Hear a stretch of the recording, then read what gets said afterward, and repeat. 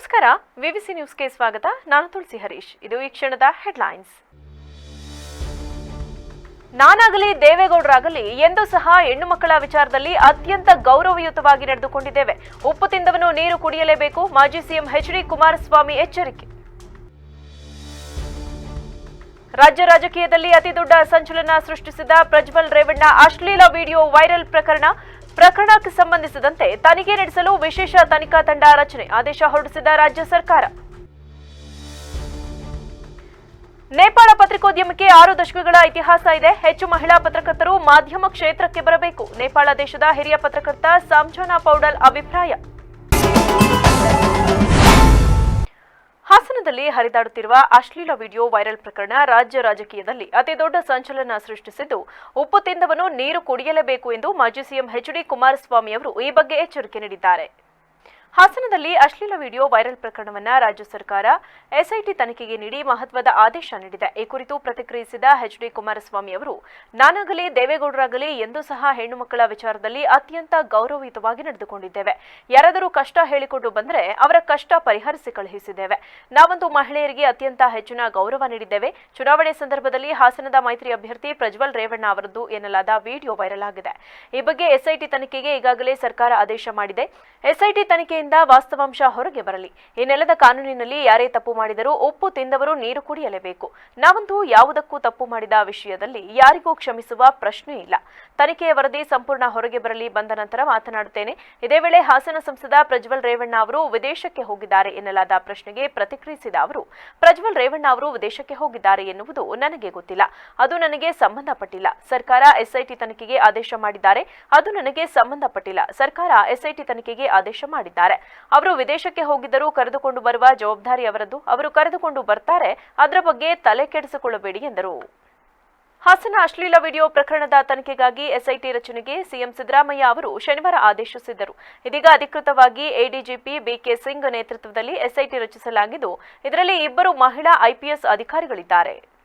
ADGP BK Singh ಅವರು SIT ಮುಖ್ಯಸ್ಥರಾಗಿದ್ದು, SP Suman D Pannekar, SP Seema Ladkar ಸದಸ್ಯರಾಗಿದ್ದಾರೆ. ಸಿಐಡಿಯಲ್ಲಿ ಎಡಿಜಿಪಿ ಆಗಿರುವ ಬಿಕೆ ಸಿಂಗ್ ಅವರು ಈ ಹಿಂದೆ ಗೌರಿ ಲಂಕೇಶ್ ಕೊಲೆ ಕೇಸ್ ತನಿಖೆಯಲ್ಲಿ ಪ್ರಮುಖ ಪಾತ್ರ ವಹಿಸಿದ್ದರು.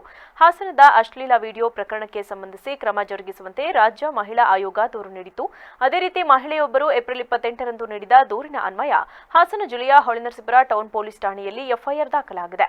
ಕ್ರಿಮಿನಲ್ ಮೊಕದ್ದಮೆ ಸಂಖ್ಯೆ 107/2024 ಕಲಂ 35(4A), 35(4D), 506, 509 ಐಪಿಸಿ ಅಡಿ ದಾಖಲಾದ ಪ್ರಕರಣದ ತನಿಖೆಗಾಗಿ ಸಿಐಡಿಯ ವಿಶೇಷ ತನಿಖಾ ತಂಡವನ್ನು ರಚಿಸಲಾಗಿದೆ ಎಂದು ಒಳಾಡಳಿತ ಇಲಾಖೆಯ ಸರ್ಕಾರದ ಅಧೀನ ಕಾರ್ಯದರ್ಶಿ ಎಸ್ ಅಂಬಿಕಾ ಆದೇಶ ಹೊರಡಿಸಿದ್ದಾರೆ.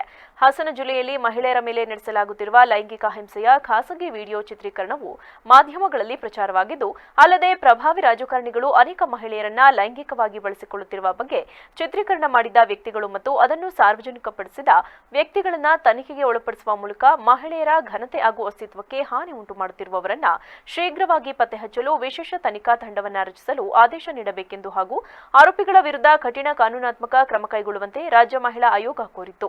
ಈ ಹಿನ್ನೆಲೆ ಪ್ರಕರಣದ ಸಮಗ್ರ ತನಿಖೆಯನ್ನು ಕೈಗೊಳ್ಳಲು ತಾಂತ್ರಿಕ ಪರಿಣಿತಿ ಇರುವ ರಾಜ್ಯದ ವಿಶೇಷ ತನಿಖಾ ಸಂಸ್ಥೆಯಾದ ಸಿಐಡಿಯು ಒಂದು ವಿಶೇಷ ತನಿಖಾ ತಂಡವನ್ನು ರಚಿಸುವುದು ಸೂಕ್ತವೆಂದು ಸರ್ಕಾರವು ತೀರ್ಮಾನಿಸಿದೆ ಎಂದು ಆದೇಶದಲ್ಲಿ ತಿಳಿಸಲಾಗಿದೆ. ಪ್ರಕರಣದ ಸಮಗ್ರ ತನಿಖೆ ನಡೆಸಲು ರಚಿಸಿರುವ ಎಸ್ಐಟಿ ಮುಖ್ಯಸ್ಥರಾಗಿ ಸಿಐಡಿ ಅಪರ ಪೊಲೀಸ್ ಮಹಾನಿರ್ದೇಶಕ ವಿಜಯ್ ಕುಮಾರ್ ಸಿಂಗ್, ಸದಸ್ಯರಾಗಿ ಪೊಲೀಸ್ ಪ್ರಧಾನ ಕಚೇರಿಯ ಸಹಾಯಕ ಪೊಲೀಸ್ ಮಹಾನಿರೀಕ್ಷಕರಾದ ಸಮನ್ ಡಿ ಪನ್ನೇಕರ್, ಮೈಸೂರು ಪೊಲೀಸ್ ಅಧೀಕ್ಷಕರಾದ ಸೀಮಾ ಲಾಡ್ಕರ್ ಅವರನ್ನು ನೇಮಕ ಮಾಡಲಾಗಿದೆ. ಈ ಪ್ರಕರಣದ ಕುರಿತು ರಾಜ್ಯದ ಇತರೆ ಪೊಲೀಸ್ ಠಾಣೆಗಳಲ್ಲಿ ದಾಖಲಾಗಬಹುದಾದ ಪ್ರಕರಣಗಳನ್ನು ಡಿಜಿ ಮತ್ತು ಐಜಿಪಿ ಅವರು ಈ ವಿಶೇಷ ತನಿಖಾ ತಂಡಕ್ಕೆ ವರ್ಗಾಯಿಸಬೇಕು ಹಾಗೂ ತನಿಖೆಗಾಗಿ ಇತರೆ ಸದಸ್ಯರ ಅವಶ್ಯವಿದ್ದಲ್ಲಿ ಡಿಜಿ ಮತ್ತು ಐಜಿಪಿ ಅವರ ಅನುಮೋದನೆಯೊಂದಿಗೆ ತನಿಖಾ ತಂಡಕ್ಕೆ ಸೇರಿಸಿಕೊಳ್ಳಬೇಕು. ಸಿಐಡಿ ಪೊಲೀಸ್ ಮಹಾನಿರ್ದೇಶಕರ ಮೇಲ್ವಿಚಾರಣೆಯಲ್ಲಿ ವಿಶೇಷ ತನಿಖಾ ತಂಡವು ಕಾರ್ಯನಿರ್ವಹಿಸಬೇಕು ಹಾಗೂ ಪ್ರಕರಣದ ಸಮಗ್ರ ತನಿಖೆಯನ್ನು ನಡೆಸಿ ತನಿಖಾ ವರದಿಯನ್ನ ಮಹಾನಿರ್ದೇಶಕರು ಹಾಗೂ ಆರಕ್ಷಕ ಮಹಾನಿರೀಕ್ಷಕರ ಮುಖಾಂತರ ಶೀಘ್ರವಾಗಿ ಸರ್ಕಾರಕ್ಕೆ ಸಲ್ಲಿಸಬೇಕು ಎಂದು ಆದೇಶದಲ್ಲಿ ಸೂಚಿಸಲಾಗಿದೆ. ನೇಪಾಳ ಪತ್ರಿಕೋದ್ಯಮಕ್ಕೆ 6 ದಶಕಗಳ ಇತಿಹಾಸ ಇದ್ದು, ಇಲ್ಲಿನಂತೆಯೇ ಅಲ್ಲಿಯೂ ಮಹಿಳೆಯರ ಸಂಖ್ಯೆ ಕಡಿಮೆ ಇದೆ. ಹೆಚ್ಚು ಮಹಿಳಾ ಪತ್ರಕರ್ತರು ಮಾಧ್ಯಮ ಕ್ಷೇತ್ರಕ್ಕೆ ಬರಬೇಕೆಂದು ನೇಪಾಳ ದೇಶದ ಹಿರಿಯ ಪತ್ರಕರ್ತರಾದ ಸಂಜನಾ ಪೌಡಲ್ ಅಭಿಪ್ರಾಯಪಟ್ಟರು. ನಗರದ ಹೊರವಲಯದಲ್ಲಿರುವ ಪವನಪುತ್ರ ರೆಸಾರ್ಟ್ ಆವರಣದಲ್ಲಿ ಕರ್ನಾಟಕ ಕಾರ್ಯನಿರತ ಪತ್ರಕರ್ತರ ಸಂಘದ ಸಂಯುಕ್ತಾಶ್ರಯದಲ್ಲಿ ಹಾಸನ, ಕೊಡಗು, ಚಿಕ್ಕಮಗಳೂರು, ಮಲೆನಾಡು 3 ಜಿಲ್ಲೆಗಳ ಪತ್ರಕರ್ತರೊಂದಿಗೆ ನೇಪಾಳ, ಶ್ರೀಲಂಕಾ ಪತ್ರಕರ್ತರ ಬಾಂಧವ್ಯ ಬೆಸೆದ ಮಿಲನ ಕಾರ್ಯಕ್ರಮವನ್ನು ಜ್ಯೋತಿ ಬೆಳಗುವುದರ ಮೂಲಕ ಉದ್ಘಾಟಿಸಿ ಮಾತನಾಡಿದ ಅವರು, ಮಹಿಳಾ ಪತ್ರಕರ್ತರು ಕೌಟುಂಬಿಕ ಜವಾಬ್ದಾರಿಗಳ ಜೊತೆಗೆ ಪತ್ರಿಕೋದ್ಯಮದ ಕೆಲಸಗಳನ್ನು ನಿಭಾಯಿಸುವುದು ಕಷ್ಟಕರ ಎನ್ನುವ ಕಾರಣಕ್ಕಾಗಿ ಸ್ತ್ರೀಯರು ಪತ್ರಿಕೋದ್ಯಮಕ್ಕೆ ಬರುತ್ತಿಲ್ಲ. ಕೊರೋನಾ ಸಮಯದಲ್ಲಿ ಪತ್ರಕರ್ತರು ಎಲ್ಲೆಡೆ ಓಡಾಡುತ್ತಾರೆ, ಸೋಂಕು ಹರಡಿಸುತ್ತಾರೆ ಎನ್ನುವ ಕಾರಣಕ್ಕಾಗಿ ಮನೆ ಮಾಲೀಕರು ಬಾಡಿಗೆಗೆ ಮನೆ ನೀಡುತ್ತಿರಲಿಲ್ಲ. ಬಾಡಿಗೆಗಿದ್ದ ಪತ್ರಕರ್ತರನ್ನ ಮನೆ ಖಾಲಿ ಮಾಡುವಂತೆ ಒತ್ತಡ ಹೇರುತ್ತಿದ್ರು. ಅಂತಹ ಸಮಸ್ಯೆಗಳ ನಡುವೆಯೂ ನಾನು ಪತ್ರಕರ್ತೆಯಾಗಿ ಉಳಿದಿದ್ದೇನೆ. ಹಾಸನದ ಪತ್ರಕರ್ತರೊಂದಿಗಿನ ಒಡನಾಟ ಅದ್ಭುತ ಅನುಭವ ನೀಡಿದೆ. ಒಳಗೊಳ್ಳುವಿಕೆ, ಲಿಂಗ ಸಮಾನತೆ ಮತ್ತು ಪತ್ರಿಕೋದ್ಯಮದ ಸಮಗ್ರತೆಯ ಸಂರಕ್ಷಣೆಗಾಗಿ ನಾವು ಶ್ರಮಿಸೋಣ. ಒಟ್ಟಾಗಿ ನೇಪಾಳಿ ಪತ್ರಕರ್ತರ ಒಕ್ಕೂಟದಂತಹ ಸಂಸ್ಥೆಗಳು ಮತ್ತು ಗಡಿಯುದ್ದಕ್ಕೂ ಸಹಯೋಗದ ಪ್ರಯತ್ನಗಳ ಮೂಲಕ ನಾವು ಸವಾಲುಗಳನ್ನು ಜಯಿಸಬಹುದು ಮತ್ತು ಮುಕ್ತ ಮತ್ತು ಜವಾಬ್ದಾರಿಯುತ ಪತ್ರಿಕಾ ತತ್ವಗಳನ್ನು ಎತ್ತಿ ಹಿಡಿಯಬಹುದು ಎಂದರು. Today I want to discuss a topic that holds particular significance for me personally, and I believe is crucial for all of us in the journalism community to delve into the impact of digital media in our profession. I think we all can experience that. We can share that experience. India, Sri Lanka, Nepal. We can share that experience together. As a journalist who has witnessed the rapid evolution of media over the years, I have been fascinated by the transformative power of the digital technology in our field. This fascination, coupled with a deep concern for the future of journalism, is what led me to choose this topic for today's discussion. Digital media has transformed the way information is disseminated, consumed and interpreted. It has opened the new avenues for journalists to reach wider audiences and engage with their readers in real time. However, with these opportunities come unique challenges that require. ಶ್ರೀಲಂಕಾದ ಹಿರಿಯ ಪತ್ರಕರ್ತೆ ಪಾತುಂ ತಿಲಂಕಾ ವಿಕ್ರಮ ಸಿಂಘೆ ಮಾತನಾಡಿ, digital ಪ್ಲಾಟ್ಫಾರ್ಮ್ಗಳು, ಕಾಮೆಂಟ್ಗಳ ವಿಭಾಗಗಳು, live ಚಾಟ್ಗಳು ಮತ್ತು ಸಾಮಾಜಿಕ ಮಾಧ್ಯಮಗಳಲ್ಲಿ ಎಲ್ಲರ ತೊಡಗಿಸಿಕೊಳ್ಳುವಿಕೆಯಂತಹ ಸಂವಾದಾತ್ಮಕ ವೈಶಿಷ್ಟ್ಯಗಳ ಮೂಲಕ ತಮ್ಮ ಪ್ರೇಕ್ಷಕರೊಂದಿಗೆ ಸಂಪರ್ಕ ಸಾಧಿಸಲು ಪತ್ರಕರ್ತರನ್ನ ಸಕ್ರಿಯಗೊಳಿಸಿವೆ. ಈ ದ್ವಿಮುಖ ಸಂವಹನವು ಸಮುದಾಯದ ಪ್ರಜ್ಞೆಯನ್ನ ಬೆಳೆಸುತ್ತದೆ ಮತ್ತು ಮಾಧ್ಯಮ ಉದ್ಯಮದಲ್ಲಿ ಪಾರದರ್ಶಕತೆ ಮತ್ತು ಹೊಣೆಗಾರಿಕೆಯನ್ನ ಪ್ರೋತ್ಸಾಹಿಸುತ್ತದೆ. ನಿರಂತರವಾಗಿ ವಿಕಸನಗೊಳ್ಳುತ್ತಿರುವ ಈ ಡಿಜಿಟಲ್ ಲ್ಯಾಂಡ್ಸ್ಕೇಪ್ ಅನ್ನ ನಾವು ಪತ್ರಕರ್ತರು ಪತ್ರಿಕೋದ್ಯಮದ ಪ್ರಮುಖ ತತ್ವಗಳನ್ನು ಎತ್ತಿ ಹಿಡಿಯುವಲ್ಲಿ ಜಾಗರೂಕರಾಗಲು ಇದು ನಿರ್ಣಾಯಕವಾಗಿದೆ. ನಿಖರತೆ, ನ್ಯಾಯೋಚಿತತೆ ಮತ್ತು ನಿಷ್ಪಕ್ಷಪಾತ ಪರಿಕರಗಳು ಮತ್ತು ತಂತ್ರಜ್ಞಾನಗಳು ಬದಲಾಗಬಹುದಾದರೂ ಸಾರ್ವಜನಿಕ ಹಿತಾಸಕ್ತಿಗೆ ಸೇವೆ ಸಲ್ಲಿಸುವ ನಮ್ಮ ಬದ್ಧತೆ ಅಚಲವಾಗಿ ಉಳಿಯುತ್ತದೆ ಎಂದು ಕಿವಿಮಾತು ಹೇಳಿದರು. कर्नाटक बैंगलोर में बहुत सुना है पत्रकारों के लिए, वो बस पास है, इंश्योरेंस का स्कीम है, हेल्थ केयर सर्विस है, but in Nepal there is nothing. Nepal में वो कोई कुछ भी नहीं है. आपका पास तो बस का पास है ना, हमारा पास तो वो भी नहीं है. ओनली हमारा पास वो पत्रकारों का पास है, कार्ड है. वो if you go to do reporting and then you only saw that pass. Otherwise we have no more facility, even we are working here. And then beside that, women journalists in Karnataka facing set of challenges, even though increase the number of women entering the media profession, journalism profession, they counter obstacles such as gender bias, lack of safety, and then major and the the disparity of the pay and the other opportunity. In the same case in our Nepal also, if I am a editor of my organization, then other guys also there, and then he get the money.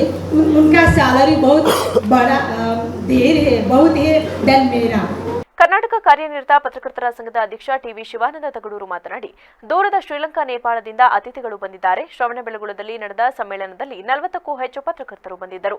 ಆಗ ಶ್ರೀಲಂಕಾದೊಂದಿಗೆ ಬಾಂಧವ್ಯ ಬೆಸೆಯುವ ಕೆಲಸ ಆಗಿತ್ತು. ಮದನಗೌಡ ಅವರು ಹೊರದೇಶಗಳಲ್ಲೂ ಬಾಂಧವ್ಯ ಬೆಳೆಸಿದ್ದಾರೆ. 1993ರಲ್ಲಿ D V Gundappa ಅವರು ಕರ್ನಾಟಕ ಕಾರ್ಯನಿರತ ಪತ್ರಕರ್ತರ ಸಂಘವನ್ನ ಸ್ಥಾಪಿಸಿದರು. ಇಂತಹ ಸಂಘಟನೆ ಪತ್ರಕರ್ತರ ವಿಶ್ವಾಸ, ವೃತ್ತಿ ಕೌಶಲ್ಯ ಹೆಚ್ಚಿಸುವ ಕೆಲಸ ಮಾಡುತ್ತಿದೆ. ಮನೆಯ ಅಂಗಳದ ಹೆಸರಿನಲ್ಲಿ ಹಿರಿಯ ಪತ್ರಕರ್ತರ ಮನೆಗೆ ಸಂಘವೇ ಭೇಟಿ ನೀಡಿ ಗೌರವಿಸುತ್ತಿದೆ. ಎಲ್ಲರ ಅಭಿಪ್ರಾಯ ದಾಖಲು ಮಾಡುವ ಕೆಲಸ ಮಾಡುತ್ತಿದೆ ಎಂದು ಸಂಘದ ಕಾರ್ಯ ಚಟುವಟಿಕೆಗಳನ್ನು ಮೆಲುಕು ಹಾಕಿದರು. ಈ ಅತಿಥಿಗಳ ಬಾಂಧವ್ಯ ಇಂದು ನಿನ್ನೆದಲ್ಲ. ಬಹುಶಃ ಅದಕ್ಕೆ ಮೂಲ ಕಾರಣ ಶ್ರವಣಬೆಳಗೊಳ ಅಂತೇಳಿ ನನಗೆ ಅನಿಸುತ್ತೆ. ಶ್ರವಣಬೆಳಗೊಳದಲ್ಲಿ ನಡೆದಂಥ ಅಂತಾರಾಷ್ಟ್ರೀಯ ಅಥವಾ ರಾಷ್ಟ್ರೀಯ ಪತ್ರಕರ್ತರ ಸಮ್ಮೇಳನದ ಸಂದರ್ಭದಲ್ಲೂ ಕೂಡ ಶ್ರೀಲಂಕಾದಿಂದ ಸುಮಾರು 40ಕ್ಕೂ ಹೆಚ್ಚು ಜನರು ಪತ್ರಕರ್ತರು ಭಾಗಿಯಾಗಿದ್ದರು. ಆ ಮಹಾಮಸ್ತಕ ಅಭಿಷೇಕ ಸಂದರ್ಭದಲ್ಲಿ ಶ್ರೀ ಚಾರಕೀರ್ತಿ ಭಟ್ಟಾರಕ ಸ್ವಾಮೀಜಿಯವರ ಕೃಪಾಶೀರ್ವಾದ, ಮದನಗೌಡರು ಸಂಯೋಜನೆ ಮಾಡಿದಂಥ ಕಾರ್ಯಕ್ರಮದಲ್ಲಿ ಎಲ್ಲರೂ ಒಂದು ಕಡೆ ಸೇರುವಂಥ ಆ ಶ್ರೀಲಂಕಾ ಬಾಂಧವ್ಯವನ್ನು ಮತ್ತಷ್ಟು ಬೆಸೆಯುವಂಥ ಒಂದು ಕೆಲಸ ಆಗಿತ್ತು. ಬಹುಶಃ ಒಮ್ಮೆ ಭೇಟಿಯಾದಾಗ ಅಥವಾ ಪರಸ್ಪರ ಮಾತನಾಡುವಾಗ ಅಷ್ಟಕ್ಕೆ ಅದು ಮುಗಿದ ಮೇಲೆ ಭೇಟಿ ಮುಗಿದ ಮೇಲೆ ಎಲ್ಲರೂ ಮರೆತು ಬಿಡ್ತಾರೆ. ಆದರೆ ಅದು ಸುದೀರ್ಘ ಅವಧಿಗೆ ಅದನ್ನು ಕೊಂಡೊಯ್ಯುವಂಥ, ಅದನ್ನು ಕಾಪಿಟ್ಕೊಳ್ಳುವಂಥ, ಆ ಬಾಂಧವ್ಯನ ಬೆಸೆಯುವಂಥ ನಿಟ್ಟಿನಲ್ಲಿ ಭಾಳ ಜನ ಹೆಜ್ಜೆ ಇಡೋದಿಲ್ಲ. ಆದರೆ ಮದನಗೌಡರು ಅದಕ್ಕಿಂತ ವಿಭಿನ್ನ. ಈಗಲೂ ಕೂಡ ಅವರು ಕನಿಷ್ಠ ತಿಂಗಳಿಗೊಂದ್ಸಲ ಶ್ರೀಲಂಕಾಕ್ಕೆ ಹೋಗದೇ ಇದ್ದರೆ ನಿದ್ದೆ ಬರಲ್ಲ, ಅಥವಾ ನೇಪಾಳಕ್ಕೆ ಅಥವಾ ಪಕ್ಕದಲ್ಲಿರೋ ಇನ್ನೊಂದು ದೇಶಕ್ಕೆ ಎಲ್ಲರೂ ಒಟ್ಟು ಟ್ರಾವೆಲಲ್ಲಿ ಇರ್ತಾರೆ. ಜಿಲ್ಲಾ ಕಾರ್ಯನಿರತ ಪತ್ರಕರ್ತರ ಸಂಘದ ಜಿಲ್ಲಾಧ್ಯಕ್ಷ ಬಾಳುಗೋಪಾಲ್ ಮಾತನಾಡಿ, ಕರ್ನಾಟಕದಿಂದ ನಾವು ಎಲ್ಲೇ ಹೋದರೂ ಮಾಜಿ ಪ್ರಧಾನಿ ಎಚ್ ಡಿ ದೇವೇಗೌಡರ ಅವರೆಂದು ಹೇಳುತ್ತಾರೆ. ಯಾವುದೇ ಕೆಲಸವನ್ನ ಸಂತೋಷವಾಗಿ ಮಾಡಬೇಕು, ನಮ್ಮದೇ ಆದ ಚಿಂತೆ ಮತ್ತು ವ್ಯವಸ್ಥೆಗಳನ್ನ ನಾವುಗಳೆಲ್ಲ ಒಗ್ಗಟ್ಟಾಗಿ ಹತ್ತಿರ ಇರುವ 3 ಜಿಲ್ಲೆಯವರು ಸೇರಿ ಮಾತನಾಡಿ ಪರಿಚಯ ಮಾಡಿಕೊಂಡು ಏನಾದರೂ ಸಮಸ್ಯೆ ಬಗೆಹರಿಸಿಕೊಳ್ಳಬೇಕು ಎಂದರು. ಈ ನಿಟ್ಟಿನಲ್ಲಿ 3 ಜಿಲ್ಲೆಗಳ ಸೇರಿ ಈ ಮಿಲನ ಸಮಾರಂಭ ಕಾರ್ಯಕ್ರಮವನ್ನು ನಡೆಸಲಾಗಿದೆ ಎಂದು ತಮ್ಮ ಅಭಿಪ್ರಾಯ ಹೇಳಿಕೊಂಡರು. ಕರ್ನಾಟಕ ಕಾರ್ಯನಿರತ ಪತ್ರಕರ್ತರ ಸಂಘದ ಅಧ್ಯಕ್ಷ. ಕಾರಣ ಇಷ್ಟೇ, ಇವತ್ತಾಗಲೇ ಹೊರ ರಾಜ್ಯದಿಂದ ಬಂದಂಥ ಕೆಲವು ಮಿತ್ರರೆಲ್ಲ ವಿಶೇಷವಾಗಿ ಅವರ ಕಾರ್ಯವೈಖರಿಗಳನ್ನು ಪ್ರಶಂಸೆ ಮಾಡಿದರು. ಯಾವುದೇ ಕೆಲಸ ಮಾಡಬೇಕಾದ್ರೆ ನಮಗೆ ಆತ್ಮತೃಪ್ತಿಯಾಗಿ ಮನಸಂತೋಷವಾಗಿ ಕೆಲಸ ಮಾಡಿದರೆ ಅದು ಕರ್ನಾಟಕ ಅಲ್ಲ, ಹೊರ ರಾಜ್ಯಕ್ಕೂ ಹೋಗುತ್ತೆ, ಹೊರ ಪ್ರಪಂಚಕ್ಕೂ ಹೋಗುತ್ತೆ ಅನ್ನೋದಕ್ಕೆ ಇದೊಂದು ಸಾಕ್ಷಿಯಾಗಿದೆ. ಹಾಗೆ ಅವ್ರನ್ನೂ ಸಮೇತ ನೆನ್ಕೊಳ್ತಾ ಈ ವೇದಿಕೆಯಲ್ಲಿ ಇರತಕ್ಕಂಥ ನಮ್ಮ ಇನ್ನೊಬ್ಬರು ಮಿತ್ರರಾದಂಥ ರುದ್ರಣ್ಣ ಹತ್ತಿಕೊಟ್ರೆ ಅವರು ನಿಜವಾಗಿಯೂ ಈ ಪತ್ರಿಕಾ ನನ್ನ ಪ್ರಾರಂಭ ಮಾಡೋ ಸಮಯದಲ್ಲಿ ಇಲ್ಲಿರ್ತಕ್ಕಂಥವ್ರು, ಆದರೂ ಹೋದರೂ ಇವತ್ತು ಇಲ್ಲಿ ಕರೆದಾಗ ಬಂದು ಈ ಸಭೆಯನ್ನು ಇಲ್ಲಿ ಆಸೀನರಾಗಿ ಒಂದು ನಿಜ ಯಶಸ್ವಿ ಕಾರಣಕರ್ತರಾಗಿದೆ. ಅವ್ರಿಗೂ ನಾವು ಧನ್ಯವಾದಗಳನ್ನು ಅರ್ಪಿಸ್ತೀನಿ. ಹಾಗೆ ಈ ವೇದಿಕೆಯಲ್ಲಿ, ಈ ಪತ್ರಿಕೆಯಲ್ಲಿ ರಾಜಕೀಯ ವ್ಯಕ್ತಿಗಳ ಯಾರೂ ಹೆಸರುಗಳನ್ನು ಹಾಕ್ತಾರೆ, ಪತ್ರಿಕಾ ಮಿತ್ರರು ಮಾತ್ರ ಪತ್ರಿಕೆ ಸೇವೆಯಲ್ಲಿ ಇರತಕ್ಕಂಥವ್ರು ಮಾತ್ರ ಇರಬೇಕು. ಯಾಕಂದರೆ ಯಾರ್ಯಾರಿಂದಲೂ ಬರೀ ಬುದ್ಧಿವಾದ ಕೇಳೋದು ಬೇಡ. ಯಾರೇ ಬಂದರೂ 4 ಅಂಗ ಇದೆ, ಪತ್ರಿಕಾ ರಾಜ್ಯಾಂಗ ಇದೆ, ನ್ಯಾಯಾಂಗ ಇದೆ, ಹಾಗೆ ಕಾರ್ಯಾಂಗ ಇದೆ, ಅದ್ರ ಜೊತೆಗೆ ಪತ್ರಿಕಾ ರಂಗ ಇದೆ ಅಂತ ಹೇಳ್ಬಿಟ್ಟು ಲಾಸ್ಟಿಗೆ ಹೇಳ್ಬಿಟ್ಟು ಹೋಗ್ತಾರೆ ಹೊರತು ಮತ್ತೆ ಅದರಿಂದ ಏನು. ಈ ವೇಳೆ ಶ್ರೀಲಂಕಾದ ಪತ್ರಕರ್ತರಾದ ಎಂಆರ್ಪಿ ಶುಭಾ ಮೆನಕೆ ರತ್ನಾಯಕೆ, ಪತ್ರಕರ್ತರ ಸಂಘದ ರಾಜ್ಯ ಸಮಿತಿ ಸದಸ್ಯ ಎಚ್ಬಿ ಮದನಗೌಡ, ಬೆಂಗಳೂರಿನ ಹಿರಿಯ ಪತ್ರಕರ್ತ ರುದ್ರಣ್ಣ ಹರ್ತಿಕೋಟೆ, ರಾಜ್ಯ ಸಮಿತಿ ವಿಶೇಷ ಆಹ್ವಾನಿತ ರವೀನಾ ಕಲಗೂಡು, ಸಂಪಾದಕರ ಸಂಘದ ಅಧ್ಯಕ್ಷ ಕೆಂಚೇಗೌಡ, ರಾಷ್ಟ್ರೀಯ ಮಂಡಳಿ ಸದಸ್ಯ ಜಿ ಪ್ರಕಾಶ್, ರಾಷ್ಟ್ರೀಯ ಮಂಡಳಿ ಕಾರ್ಯಕಾರಿ ಸಮಿತಿ ಸದಸ್ಯ ಕೆಆರ್ ಮಂಜುನಾಥ್, ಜಿಲ್ಲಾ ಉಪಾಧ್ಯಕ್ಷ ಕೆಎಚ್ ವೇಣುಕುಮಾರ್, ಎನ್ ನಂಜುಂಡೇಗೌಡ, ಖಜಾಂಚಿ ಕುಮಾರ್, ಪ್ರಧಾನ ಕಾರ್ಯದರ್ಶಿ ಮಂಜು ಬನವಾಸಿ, ಚಿಕ್ಕಮಗಳೂರು ಜಿಲ್ಲಾ ಘಟಕದ ಅಧ್ಯಕ್ಷ ಟಿಎಸ್ಎ ಮೊದಲಿಯಾರ್, ಶ್ರವಣಬೆಳಗೊಳದ ಹಿರಿಯ ಪತ್ರಕರ್ತ ಎಸ್ಎನ್ ಅಶೋಕ್ ಕುಮಾರ್ ಇತರರು ಉಪಸ್ಥಿತರಿದ್ದರು. ಜಿಲ್ಲೆಯ ಹಿಮ್ಸ್ ಆಸ್ಪತ್ರೆಯಲ್ಲಿ ಸರಿಯಾದ ವ್ಯವಸ್ಥೆಗಳಿಲ್ಲದೆ ರೋಗಿಗಳು ಪರದಾಡುತ್ತಿದ್ದು, ಆಸ್ಪತ್ರೆಯ ವಾತಾವರಣಗಳನ್ನು ಗಮನಿಸದೆ ಆಸ್ಪತ್ರೆಯ ಆಡಳಿತ ಮಂಡಳಿಯು ಕಣ್ಣು ಮುಚ್ಚಿ ಕುಳಿತಿದೆ ಎಂದು ದೂರಿ ಸಾರ್ವಜನಿಕರು ಹಿಮ್ಸ್ ಆಸ್ಪತ್ರೆಯ ಮುಂಭಾಗ ಪ್ರತಿಭಟನೆ ನಡೆಸಿದರು. ನಗರದ ಹಿಮ್ಸ್ ಆಸ್ಪತ್ರೆಯ ಆವರಣದಲ್ಲಿ ಜಮಾವಣೆಗೊಂಡು ಈ ಸಂಬಂಧ ಮಾತನಾಡಿದ ಸಾರ್ವಜನಿಕರು, ಆಸ್ಪತ್ರೆಯಲ್ಲಿ ಯಾವುದೇ ವ್ಯವಸ್ಥೆಗಳು ಸರಿಯಾಗಿಲ್ಲ. ಅದರಲ್ಲೂ ಗರ್ಭಿಣಿ ಮಹಿಳೆಯರು ಆಸ್ಪತ್ರೆಗೆ ಬಂದರೆ ಅವರಿಗೆ ಸರಿಯಾದ ರೀತಿಯ ಚಿಕಿತ್ಸೆಯನ್ನು ನೀಡುವುದಿಲ್ಲ. 4 ತಾಸು ಮಾಡುವ ಹೆರಿಗೆಯನ್ನ 8 ತಾಸು ಮಾಡಿ ಮಕ್ಕಳು ನೀರು ಕುಡಿದಿವೆ ಎಂದು ಹೇಳಿ ಐಸಿಯು ವಾರ್ಡ್ಗಳಲ್ಲಿ ಇಡುತ್ತಾರೆ. ಈ ಆಸ್ಪತ್ರೆಯಲ್ಲಿ ಯಾವುದೇ ಜೀವಗಳಿಗೆ ಬೆಲೆ ಇಲ್ಲದಂತಾಗಿದ್ದು, ರೋಗಿಗಳೊಡನೆ ಬಂದವರನ್ನ ರೋಗಿಗಳ ಜೊತೆ ಇರಲು ಬಿಡುವುದಿಲ್ಲ. ಆಸ್ಪತ್ರೆಯಲ್ಲಿರುವ ಸಿಬ್ಬಂದಿಗಳು ಅವರಿಗೆ ಇಷ್ಟ ಬಂದ ಹಾಗೆ ನಡೆದುಕೊಳ್ಳುತ್ತಾರೆ. ಈ ಎಲ್ಲ ಸಮಸ್ಯೆಗಳು ಕಂಡರೂ ಆಸ್ಪತ್ರೆಯ ಆಡಳಿತ ಯಾವುದೇ ಕ್ರಮ ಕೈಗೊಳ್ಳದೆ ಸುಮ್ಮನೆ ಕಣ್ಮುಚ್ಚಿ ಕುಳಿತಿದೆ. ಇನ್ನಾದರೂ ಆಸ್ಪತ್ರೆಗೆ ಬರುವ ರೋಗಿಗಳನ್ನ ಸರಿಯಾದ ರೀತಿಯಲ್ಲಿ ನಡೆಸಿಕೊಂಡು ಸೂಕ್ತ ಚಿಕಿತ್ಸೆ ಕೊಡುವ ನಿಟ್ಟಿನಲ್ಲಿ ಕೆಲಸ ಮಾಡಬೇಕೆಂದು ಆಗ್ರಹಿಸಿದರು. ರಾತ್ರಿಯಿಂದ ಹಾಲು ಬತ್ತಿಲ್ಲ, ಅವಳಿಗೆ ಅಳ್ತೈತೆ, ಆದರೂ 11 ಗಂಟೆವರೆಗೂ ಬಿಡಲ್ವಂತೆ. ಅದು ಸಿಸೇರಿಯನ್ ಮಾಡಿರೋದು. ಈ ಸೌಂಡ್ ಕೇಳಿ ಹಂಗೆ 11 ಗಂಟೆವರೆಗೂ ಬಿಡಲ್ವಂತೆ. ಅವ್ರಿಗೆ ಅದು ಹಾಲು ಕುಡ್ಸೋಕ್ಕಾಗುತ್ತೆ, ಅವಳಿಗೆ ಡೆಲಿವರಿ ಆಗಿರೋಳಿಗೆ ಹಾಲು ಕುಡ್ಸೋಕ್ಕಾಗುತ್ತೆ. ಸಿಸೇರಿಯನ್ ಮಾಡಿರೋದು ನೆನ್ನೆ 7 ಗಂಟೆಲಿ. ಈಗ ಅಳ್ತೈತೆ ಪಾಪ, ಬಿಡಲ್ವಂತೆ. ಅದನ್ನು ರಾತ್ರಿಯಿಂದ ಹಾಲು ಇದಾಗ್ತದೆ, ಪೌಡ್ರಲ್ಲಿ ಹಾಕ್ತಿದೀವಿ, ಆದರೂ ಬಿಡ್ತೇ ಇದಾಗ್ತಾ ಇಲ್ಲ. ಬಿಡ್ತಾ ಇಲ್ಲ. ಆಮೇಲೆ ಸಿಸ್ಟ್ರಿ ಗೊತ್ತಾ ಸರ್, ಇಲ್ಲಿ ಒಂದು ಕಮ್ಯುನಿಕೇಷನ್ ಇದಿಲ್ಲ ಅವರಿಗೆ, ಡಾಕ್ಟ್ರಿಗೆ ಸಿಸ್ಟರ್ಸಿಗೆ. ಅವ್ರೇನು ಹೇಳ್ತಾರೆ, ಡಾಕ್ಟ್ರು ಬಂದು ಏನು ಹೇಳ್ತಾರೆ ಅದನ್ನ ಅವ್ರು ಫಾಲೋ ಅಪ್ ಮಾಡ್ತಾ ಇಲ್ಲ ಸಿಸ್ಟರ್ಗಳು. ಇನ್ನೊಂದು ಏನಾಗ್ತಿದೆ ಅಂದರೆ ಒಂದೊಂದು ಇದ್ರ ಮೇಲೆ, ಒಂದೊಂದು ಮಿಷನ್ ಮೇಲೆ 2-3 ಮಕ್ಕಳನ್ನು ಹಾಕ್ತಾಯಿದ್ದಾರೆ. ಅದು ಕೆಲವು ಮಕ್ಕಳು ಏನು ಮಾಡ್ತವೆ, ತೀರಾ ಸಿಕ್ಕಿರೋ ಮಗುವುದು ಇದು ಆಕ್ಸಿಜನ್ ಪೈಪನ್ನೆಲ್ಲ ಕಿತ್ತಾಕತ್ತಿ ನನ್ನ ಮಗು, ಆ ರೀತಿ ಎಲ್ಲ ಮಾಡ್ತಾರೆ. ಸಿಸ್ಟರ್ಗಳು ನೋಡೋಕೆ ಹೋಗ್ತಾ ಇಲ್ಲ. ನಾವು ಅದನ್ನು ಕೇಳಿದ್ದಕ್ಕೆ ನಮ್ಮನ್ನೇ ಕ್ರಾಸ್ ಕ್ವಶನ್ ಮಾಡ್ತಾರೆ. ಅವರಿಗೆ ಈಗ ನಮ್ಮ ಮಗುಗೆ ಸ್ಟಾರ್ಟಿಂಗ್ ಬಂದಾಗ ನಮ್ಮ ಮಗು ಇದಕ್ಕೆ ವಾರ ಕರ್ಕೊಂಬಂದಿರೋದು 8 ಗಂಟೆಗೆ ಡೆಲಿವರಿ ಆಗ್ತದೆ ಅಂತ ಹೇಳಿದರು. ಶನಿವಾರ ಬೆಳಗ್ಗೆ 5:20 ಆಗಿದೆ. ತುಂಬ ನೆಗ್ಲೆಕ್ಟ್ ಮಾಡ್ತಾರೆ. ಮತ್ತು ಡೆಲಿವರಿ ಸಿಜರಿಂಗ್ ನಾರ್ಮಲ್ ಆಗ್ತಿದ್ರು ನಮ್ಮ ಮಗ ಸತ್ತೋಗಿದೆ ಅಂತ ಯಾರೇ ಗ್ರೂಪ್ ಇದು ಮಾಡಿದರು. ಯಾರು ಸಿಸ್ಟರು ಹಂಗಂದಿದ್ರು. ಡಾಕ್ಟ್ರು ಬಂದು ಚೆಕ್ ಮಾಡಿದ್ಮೇಲೆ ಚೆನ್ನಾಗಿದೆ, ಏನೂ ಇಲ್ಲ, ತೊಂದರೆ ಇಲ್ಲ ಅಂತ ಹೇಳಿ IC ವಾರ್ಡ್ಗೆ ಶಿಫ್ಟ್ ಮಾಡಿದ್ದಾರೆ ಡಾಕ್ಟ್ರು.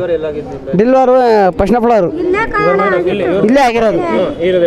ಕತ್ತಿಡಿದು ಹೋಗ್ತಾರೆ ಆಚೆಗೆ, ಪೇಷಂಟ್ ತಕ್ಕ ಹೋಗ್ಬಿಡ. ನಮ್ಮದು ಬೆಡ್ ಮೇಲೆ ಆಗಿತ್ತು. ಕೈಚಳಕದ ಮೂಲಕ ಸುಂದರ ಅನುಭವವಾದರೆ ಮಾತ್ರ ಚಿತ್ರಕಲೆ ಎಂಬುದು ಗೊತ್ತಾಗುತ್ತದೆ. ಇಂತಹ ಚಿತ್ರಕಲೆ ಶಿಬಿರಗಳು ಮಕ್ಕಳ ಮೇಲೆ ಹೆಚ್ಚಿನ ಪರಿಣಾಮ ಬೀರಲಿದೆ ಎಂದು ಶ್ರೀ ಕಲಾನಿಕೇತನ ದೃಶ್ಯಕಲಾ ಕಾಲೇಜು ಉಪನ್ಯಾಸಕರಾದ ಡಾಕ್ಟರ್ ವಿಠಲರೆಡ್ಡಿ ಎಫ್ ಚುಳಕಿ ಅಭಿಪ್ರಾಯಪಟ್ಟರು.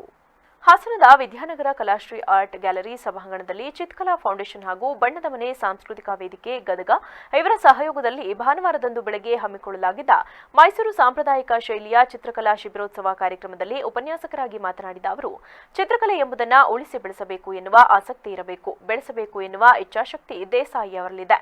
ಸಾಂಪ್ರದಾಯಿಕ ಚಿತ್ರಕಲಾ ವಿಷಯ ಕುರಿತು ಹೇಳುವುದಾದರೆ ಮಕ್ಕಳಲ್ಲಿ ಮೊದಲು ಚಿತ್ರಕಲೆಯ ಬೇಸಿಕ್ ಬಗ್ಗೆ ತಿಳಿಸಬೇಕು. ಚಿತ್ರಕಲೆ ಎಂಬುದು 1565ರಲ್ಲಿ ವಿಜಯನಗರ ಶೈಲಿಯು ಪತನವಾದ ನಂತರ ಅನೇಕ ಕಲಾವಿದರು ಅಲ್ಲಿಂದ ವಲಸೆ ಹೋಗಬೇಕಾದ ಪರಿಸ್ಥಿತಿ ಬಂದು ಅನೇಕರು ಮೈಸೂರು, ಬಿಜಾಪುರ ಸೇರಿದಂತೆ ನಾನಾ ಕಡೆ ಬಂದು ನೆಲೆಸುತ್ತಾರೆ ಎಂದರು. ಮೈಸೂರಿಗೆ ಬಂದ ಕಲಾವಿದರು ಸೇರಿ ಅಲ್ಲೊಂದು ಸಾಂಪ್ರದಾಯಿಕ ಚಿತ್ರಕಲೆಯನ್ನ ಪ್ರಾರಂಭ ಮಾಡುತ್ತಾರೆ. ಮೈಸೂರಿನಲ್ಲಿ ಸಿಗುವಂತಹ ಪರಿಕರಗಳು, ವಿಷಯಗಳು, ವಾತಾವರಣ ಎಲ್ಲವನ್ನ ಬಳಸಿಕೊಳ್ಳುತ್ತಾರೆ. ಮೈಸೂರು ಎನ್ನುವ ಹೆಸರು ಬಂದರೆ ಅಲ್ಲಿ ಮಾಡುವ ಬಹುತೇಕ ಚಿತ್ರಗಳು ದೇವರಿಗೆ ಸಂಬಂಧಪಟ್ಟಿದ್ದಾಗಿದೆ. ಗಣೇಶ, ರಾಮ, ಲಕ್ಷ್ಮಣ, ಚಾಮುಂಡೇಶ್ವರಿ ಸೇರಿದಂತೆ ಅನೇಕ ಚಿತ್ರಗಳೆಲ್ಲ ದೇವರಿಗೆ ಸಂಬಂಧಪಟ್ಟಿದೆ ಎಂದು ಕಿವಿಮಾತು ಹೇಳಿದರು. ಮೈಸೂರು ಎಂದರೆ ಗದಗ ಭಾಷೆಗೆ ಹೆಸರುವಾಸಿಯಾಗಿದೆ. ತುಂಬಾ ಶ್ರೀಮಂತವಾದ ಪ್ರದೇಶವಾಗಿದೆ. ಬಂಗಾರದಿಂದ ಕೂಡಿದ ಕಲಾಕೃತಿಗಳನ್ನ ಇಲ್ಲಿ ನೋಡಬಹುದಾಗಿದೆ. ಮಹಾರಾಜರ ವೇಷಭೂಷಣ ಎಲ್ಲ ಬಂಗಾರ ಬಣ್ಣ ಇರುವುದು ಕಾಣಬಹುದು. ಭೂಮಿಯಲ್ಲಿ ಸಿಗುವ ಪ್ರಕೃತಿಯ ವಸ್ತುಗಳನ್ನ ಬಳಸಿ ಕಲರ್ ಸಿದ್ಧಪಡಿಸುತ್ತಿದ್ದರು. ಪ್ರಸ್ತುತದಲ್ಲಿ ಎಲ್ಲ ಒರಿಜಿನಲ್ ಕಲರ್ ಸಿಗುವುದಿಲ್ಲ, ಕಲರ್ ಸಿಗುತ್ತದೆ ಅನ್ನೋದನ್ನ ಮಿಕ್ಸ್ ಮಾಡಿ ಬಣ್ಣ ಪಡೆಯುತ್ತಿದ್ದೇವೆ ಎಂದು ಹೇಳಿದರು. ಮಾಡಬೇಕು ಅಂತ ಇದ್ರು ಸರ್. ಯಾಕಂತಂದ್ರೆ ಟ್ರೆಡಿಷನಲ್ ಪೇಂಟಿಂಗ್ ಅಂದ ತಕ್ಷಣ ಅದು ಟ್ರೆಡಿಷನಲ್ ಪೇಂಟಿಂಗ್ ಮಾಡೋದು ಅಷ್ಟೊಂದು ಈಜಿ ಅಲ್ಲ ಅಂತ ನಾನು ಅದು ಅಂದ್ಕೊಂಡಿದ್ದೆ. ಯಾಕಂದ್ರೆ ಅದರದ್ದೇ ಆದಂಥ ಒಂದು ನೀತಿ, ನಿಯಮ, ಆಮೇಲೆ ಕ್ರಮ ಇದೆ. ಯಾಕಂತಂದ್ರೆ ಅದರಲ್ಲಿ ತುಂಬ ಆಸಕ್ತಿನೂ ಇರಬೇಕು. ಒಂದು ಟ್ರೆಡಿಷನಲ್ ಪೇಂಟಿಂಗ್ ಮಾಡ್ಬೇಕಾದ್ರೆ ತುಂಬ ಆಸಕ್ತಿ ಇರಬೇಕು. ಅಂಥವ್ರಿಗೆ ಮಾತ್ರ ಅದನ್ನು ಮಾಡೋಕ್ಕೆ ಸಾಧ್ಯ. ಆಮೇಲೆ ಎಲ್ಲರಿಗಿಂತ ಆಸಕ್ತಿ ಮಾಡಿಸೋರಿಗೆ ಇನ್ನೂ ತುಂಬ ಆಸಕ್ತಿ ಇದೆ. ನಾ ಏನಾರು ಮಾಡಬೇಕು, ಮಕ್ಕಳಿಗೆ ಏನಾರು ಕಲಿಸ್ಬೇಕು. ಇಲ್ಲಿ ಹಾಸನದಲ್ಲಿ ಟ್ರೆಡಿಷನಲ್ ಪೇಂಟಿಂಗ್ ಅನ್ನುವಂಥದ್ದು ಉಳಿಸಬೇಕು, ಬೆಳೆಸಬೇಕು ಅನ್ನುವಂಥದ್ದು ತುಂಬ ಆಸಕ್ತಿ ನಮ್ಮ ದೇಸಾಯಿ ಸರ್ಗಿದೆ. ಹೀಗಾಗಿ ಇವತ್ತು ನಮ್ಮ ಕಿಶೋರ್ ಸರ್ ಉದ್ಘಾಟನೆಯನ್ನು ಮಾಡೋದ್ರ ಮುಖಾಂತರ ಈ ಒಂದು ಸಾಂಪ್ರದಾಯಿಕ ಚಿತ್ರಕಲಾ ಶಿಬಿರ ಪ್ರಾರಂಭ ಆಗ್ತಾ ಇದೆ. ನಾನು ನನ್ನ ಕಾರ್ಡಲ್ಲಿ ಹಾಕಿದರೆ ಸಾಂಪ್ರದಾಯಿಕ ಚಿತ್ರಕಲಾ ವಿಷಯದ ಕುರಿತು ಉಪನ್ಯಾಸ ಅಂತ ಹೇಳ್ಬಿಟ್ಟು. ನಿಮಗೆ ಉಪನ್ಯಾಸ ಅನ್ನೋದಕ್ಕಿಂತ ಮಕ್ಕಳಿಗೆ ಅದರ ಬೇಸಿಕ್ಸನ್ನೇ ಯಾವ ಥರ ಮಾಡಬೇಕು ಏನು ಅನ್ನೋಂಥದ್ದು ನಾನು ಹೇಳ್ತೀನಿ. ಅದರ ಮುಂದುವರೆದ ಚಿತ್ರಕಲೆ ಬಂದಂಥದ್ದು ಈ ನಮ್ಮ ವಿಜಯನಗರ ಶೈಲಿ ಏನು ಹಾಳಾಗುತ್ತಲ್ಲ, ಅವಾಗ 1565ರಲ್ಲಿ ಹಾಳಾದ ನಂತರ, ಪತನವಾದ ನಂತರ ಅನೇಕ ಕಲಾವಿದರು ಅಲ್ಲಿಂದ ವಲಸೆ ಹೋಗ್ತಾರೆ. ಒಂದಿಷ್ಟು ಜನ ತಂಜಾವೂರು ಹೋಗ್ತಾರೆ, ಸುಮಾರು ಜನ ಮೈಸೂರಿಗೆ ಹೋಗ್ತಾರೆ. ಕಾರ್ಯಕ್ರಮದಲ್ಲಿ ತುಮಕೂರು ಹಿರಿಯ ಚಿತ್ರಕಲಾವಿದ ಹಾಗೂ ನಿವೃತ್ತ ಪ್ರಾಂಶುಪಾಲ ಕಿಶೋರ್ ಕುಮಾರ್ ಶಿಬಿರವನ್ನು ಉದ್ಘಾಟಿಸಿದರು. ಕಾರ್ಯಕ್ರಮದ ಅಧ್ಯಕ್ಷತೆಯನ್ನ ಚಿತ್ರಕಲಾವಿದ ಹಾಗೂ ಚಿತ್ಕಲಾ ಫೌಂಡೇಶನ್ ಸಂಸ್ಥಾಪಕ ಅಧ್ಯಕ್ಷ ಬಿಎಸ್ ದೇಸಾಯಿ ವಹಿಸಿದ್ದರು. ನಿರ್ಮಲಾ ಚಿತ್ರಕಲಾ ಶಾಲೆಯ ಪ್ರಾಂಶುಪಾಲರು ಆರ್ಸಿ ಕಾರದಹಟ್ಟಿ, ಚಿತ್ರಕಲಾವಿದರಾದ ಚೇತನ್, ತೇಜಸ್ವಿನಿ, ಶಿವಬಾಬು, ನಂದನ್, ಸುಪ್ರೀತ್, ಕೃಷ್ಣಾಚಾರಿ, ಚಂದ್ರಕಾಂತ್, ಬಸವರಾಜು ಇನ್ನಿತರರು ಉಪಸ್ಥಿತರಿದ್ದರು. ಬಿಸಿಲಿನ ಪ್ರಮಾಣ ಹೆಚ್ಚಾಗುತ್ತಿದ್ದಂತೆ ತರಕಾರಿಗಳ ದರದಲ್ಲಿ ಏರಿಳಿತವಾಗಿದ್ದು ಬೆಲೆಯೂ ಗಗನಕ್ಕೇರುತ್ತಿದೆ. ನುಗ್ಗೆಕಾಯಿ ಹೊರತುಪಡಿಸಿದರೆ ಬೀನ್ಸ್, ಬದನೆಕಾಯಿ, ಕ್ಯಾಪ್ಸಿಕಮ್, ಗೋರಿಕಾಯಿ ಸೇರಿದಂತೆ ಹಲವು ತರಕಾರಿಗಳ ದರ ಏರಿಕೆಯಾಗಿದೆ. ಬೇಸಿಗೆಯಲ್ಲಿ ಹೆಚ್ಚು ಬಳಸುವ ಸೌತೆಕಾಯಿ, ಕ್ಯಾರೆಟ್, ನಿಂಬೆಹಣ್ಣುಗಳ ಬೆಲೆ ಕೂಡ ಹೆಚ್ಚಾಗಿದೆ.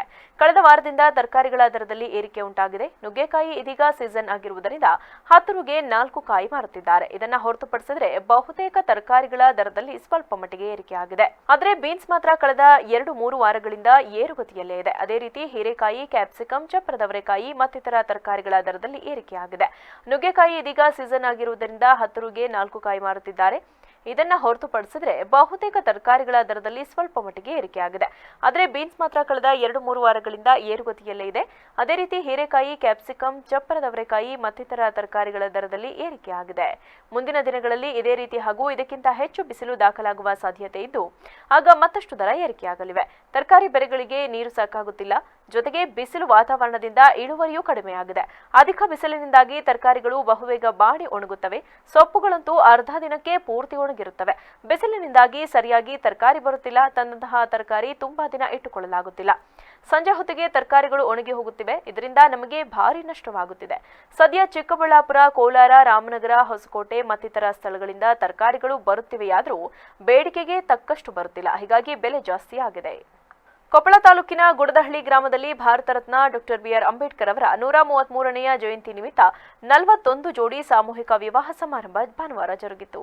ಕಾರ್ಯಕ್ರಮ ಕುರಿತು ಆಯೋಜಕರಲ್ಲಿ ಒಬ್ಬರಾದ ಗುಡದಪ್ಪ ದೊಡ್ಡಮನಿ ಮಾತನಾಡಿ, ಕಳೆದ 20 ವರ್ಷಗಳಿಂದ ಸಣ್ಣ ಗ್ರಾಮದಲ್ಲಿ ಸಾಮೂಹಿಕ ವಿವಾಹ ಸಮಾರಂಭ ಹಮ್ಮಿಕೊಳ್ಳುತ್ತಾ ಬಂದಿದೆ.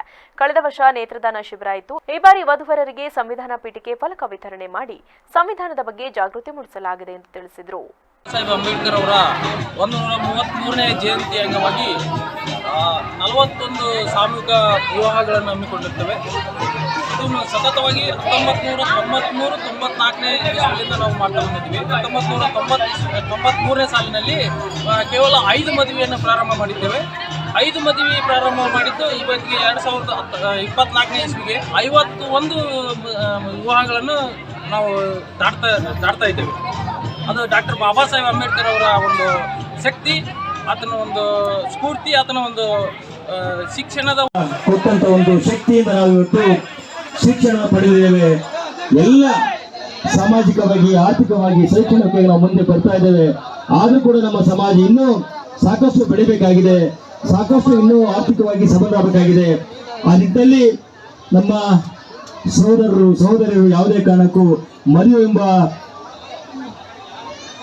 ಸಂಬಂಧದಲ್ಲಿ ನಾವು ಆರ್ಥಿಕವಾಗಿ ಜಾಸ್ತಿ ತೊಂದರೆಗೊಳಗಾಗಬಾರದು. ಆರ್ಥಿಕವಾಗಿ ತೊಂದರೆ ನಮ್ಮ ಸಹಾಯ ಇರಲೇಬೇಕೆಂದು ತಿಳ್ಕೊಂಡು ತಾವೆಲ್ಲರೂ ಕೂಡ ಮಾಡ್ತಕ್ಕಂಥದ್ದು.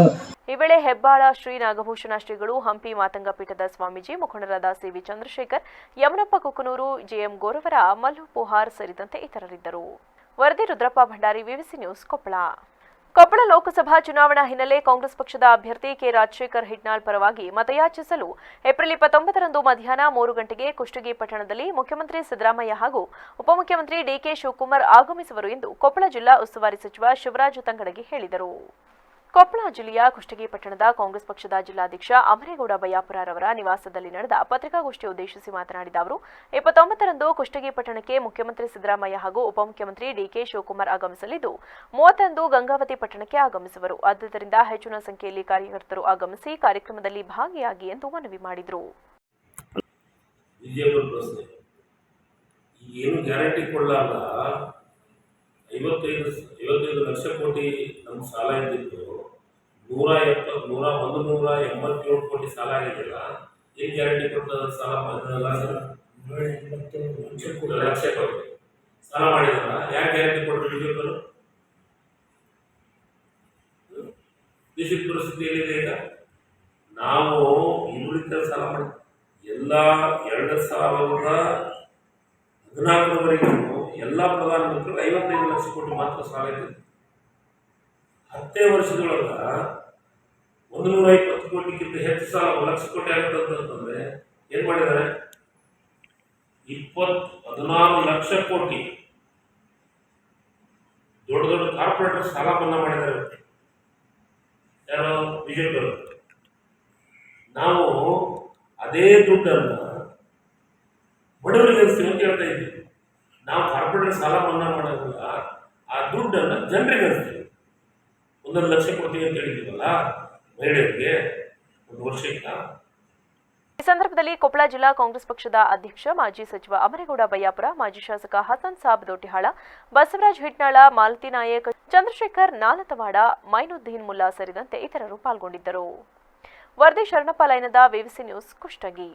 ಕೊಪ್ಪಳ ಜಿಲ್ಲೆಯ ಯಲಬುರ್ಗಾ ತಾಲೂಕಿನ ಹುಣಶಿಹಾಳ ಗ್ರಾಮದಲ್ಲಿ ಏಪ್ರಿಲ್ 29ರಂದು ಸಂತ ಸೇವಾಲಾಲ್ ಜಾತ್ರೆ ಹಾಗೂ 30ರಂದು ಮರಿಯಮ್ಮ ದೇವಿ ಜಾತ್ರೆ ಜರುಗಲಿದೆ ಎಂದು ಅರ್ಚಕ ಶರಣಪ್ಪ ತಾಟಪ್ಪನವರ ತಿಳಿಸಿದರು. ಈ ಸಂಬಂಧ ಮಾಹಿತಿ ನೀಡಿದ ಅವರು ಸೋಮವಾರ ಬೆಳಗ್ಗೆ ಮಹಿಳೆಯರಿಂದ ಕುಂಭೋತ್ಸವ ಹಾಗೂ ಸಂತ ಸೇವಾಲಾಲ್ ಮಹಾರಾಜರ ಭಾವಚಿತ್ರಕ್ಕೆ ಮೆರವಣಿಗೆ ನಡೆಯಲಿದ್ದು ದೇವಸ್ಥಾನದ ಆವರಣದಲ್ಲಿ ಹೋಮ ಹವನ ಜರುಗಲಿದೆ. ನಂತರ ಎಸ್ಎಸ್ಎಲ್ಸಿ ಹಾಗೂ ಪಿಯುಸಿ ವಿದ್ಯಾರ್ಥಿಗಳಿಗೆ ಪ್ರತಿಭಾ ಪುರಸ್ಕಾರ ಹಾಗೂ ಹುಣಶಿಹಾಳ ತಾಂಡದಲ್ಲಿ ನೂತನವಾಗಿ ಸರ್ಕಾರಿ ನೌಕರಿಯಲ್ಲಿ ಸೇರ್ಪಡೆಯಾದವರಿಗೆ ಸನ್ಮಾನ ಮಾಡಲಾಗುವುದು. ಸೋಮವಾರ ರಾತ್ರಿ 10:30ಕ್ಕೆ ಸೇವಾಲಾಲ್ ಯುವ ಕಲಾ ನಾಟ್ಯ ಸಂಘದ ಸ್ಥಳೀಯ ಕಲಾವಿದರಿಂದ ಸಂತ ಸೇವಾಲಾಲ್ ಮಹಾತ್ಮೆ ಅರ್ಥಾತ್ ದೇವಿಲೀಲೆ ಎಂಬ ಭಕ್ತಿ ಪ್ರಧಾನ ನಾಟಕ ಪ್ರದರ್ಶನಗೊಳ್ಳಲಿದೆ. ದೇವಸ್ಥಾನದ ಅರ್ಚಕ ಶರಣಪ್ಪ ತಾಟಪ್ಪನವರು ದೇವಿ ಪಾತ್ರದಲ್ಲಿ ಕಾಣಿಸಿಕೊಳ್ಳಲಿದ್ದಾರೆ. ಮಂಗಳವಾರ ಬೆಳಗ್ಗೆ ಗಂಗೆ ಪೂಜೆ ನಂತರ ಪಲ್ಲಕ್ಕಿಯಲ್ಲಿ ದೇವಿ ಮೂರ್ತಿ ಕೂಡಿಸಿ ಮನೆ ಮನೆಗೆ ಮೆರವಣಿಗೆ ನಡೆಸಲಾಗುವುದು ಎಂದರು.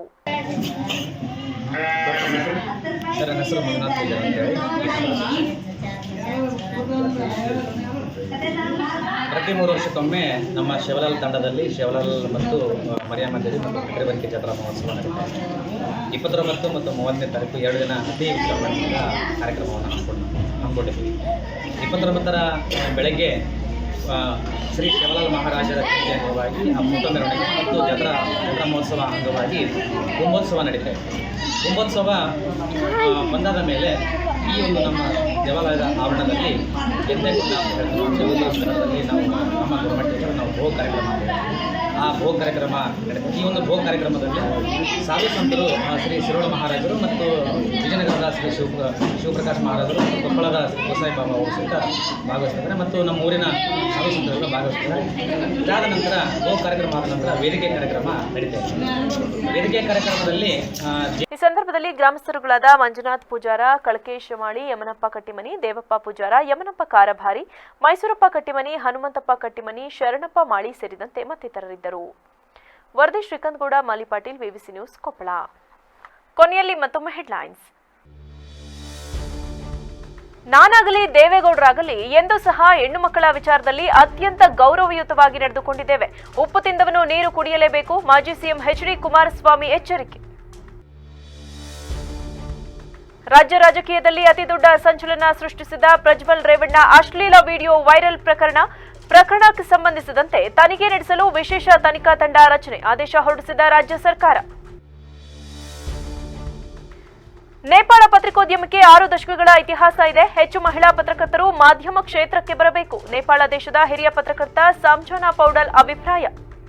ಕ್ಷಣ ಕ್ಷಣದ ಸುದ್ದಿಗಾಗಿ ನೋಡ್ತಾ ಇರಿ ವಿವಿಸಿ ಟಿವಿ, ಸತ್ಯದ ಕಡೆ ನಮ್ಮ ನಡೆ.